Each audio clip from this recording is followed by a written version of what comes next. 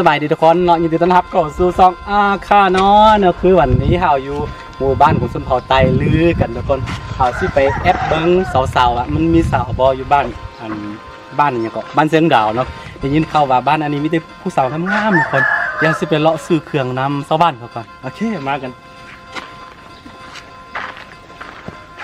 คือตากล้องครับข่อยต้องขี่คันนี้เพราะว่าน้องใส่ตังเงาะทุกคนเอามาซื้อเงาะแล้วก็แวะซีเอาเวลาตัวนี้ไปแวะเบิ้ง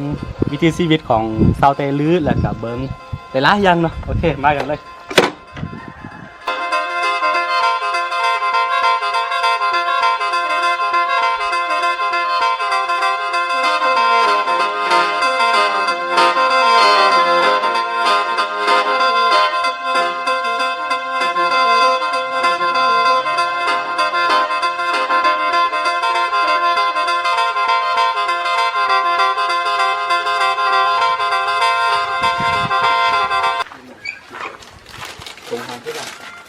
เฮ็ดยังครับไปซื้อมาต่อเอาสิมาซื้อนางค่ะนางควายเด้อทุกคนเด้ออันนี้30,000กีบเนาะเป็นของน้องสาวกองคำเนาะน้องสาวกองคำเด้อที่นี่เฮียนห้องนี่เขานะมดเจ็ดลอง3,000ผู้สาวเบิ่งมดเจ็ดเป็นอย่างจึงมีมดเจ็ดอยู่บ้านครับเพราะว่าบ่มีโปหกคือหลาย FC คนไทยหลายคนสงสัยว่าเป็นยังอยู่ลาวเขาถึงมีม.7นะคือต้องบอกว่าอยู่ในประถมเนาะเขาจะเรียนกันได้5ปีบ่มีป.6เขาก็เลยว่าเฮ็ดม.7ออกมาเนาะสไตล์ของเวียดนามนะเวียดนามเขาจะมีเฮ็ดม.6เฮ็ดม.7ออกมาเนาะคือน้องเขาปีนี้เป็นม.7ประมาณวันที่เท่าใดเซ็งวันที่28เนาะวันที่28นี่เขาจะมีกันสอบทั่วประเทศสำหรับจบสั้นม.ปลายเด้อทุกคนเด้ออันนี้จะ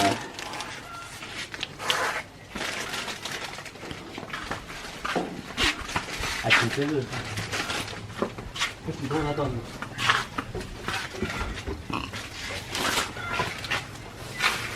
กินนะเราจะซื้อนางควายไปเผากิน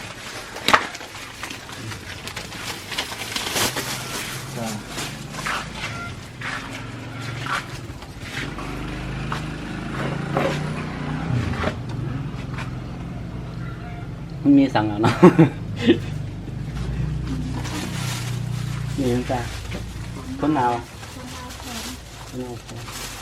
อาชิโกะเนี่ยอาชิโกะ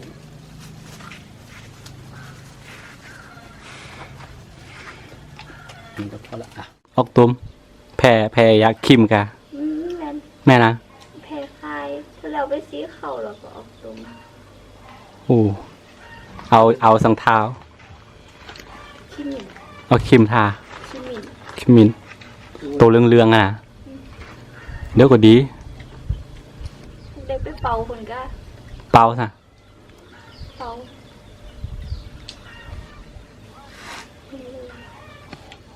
เอาอันน้ำสะอาดล้างเอาอันน้ำซะน้ำเกลือล้างก็ได้เห็นแล้วเอิงล่ะประมาณ2 ทิศ2 ทิศเดี๋ยวก็ดีหนาออกต้มหมดมือนี่ก็ได้ปอกไปพุ่นเนาะคันโบเฮียนปกติกะโบสิฟอกกับเนี่ยวิธีคันว่าอันบกขึ้นห้องปกติได้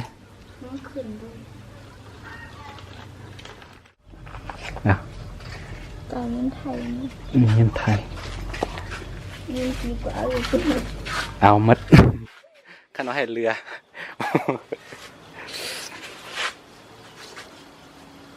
ได้หลายก็ขายเครื่องเป็นคาเลคายมวนไปได้อยู่คาเลคายมวนยามบุญยามงานแห้งได้ขายดีเนาะครับคนน่ะใจเนอร์ใบกล่องให้ได้